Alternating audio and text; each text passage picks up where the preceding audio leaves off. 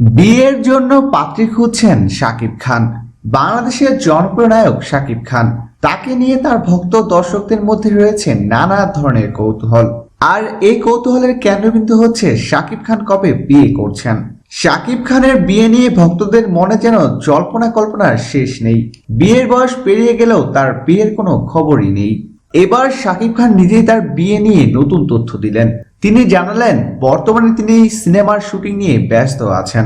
বিয়ের প্রসঙ্গে শাকিব খান জানান, বিয়ে নিয়ে বর্তমানে সত্যি ভাবছি না, তবে বিয়েটা করা খুবই জরুরি। আর বিয়ে তো করে ফেলতেই চাই, সমস্যা হচ্ছে বিয়ের জন্য পাত্রী খুঁজে পাচ্ছি না। এবার বিয়ে নিয়ে নতুন সিদ্ধান্ত নিয়েছি, 2016-তে না হলেও 2017 সালে বিয়ের কাজটা শেষ করে ফেলবো।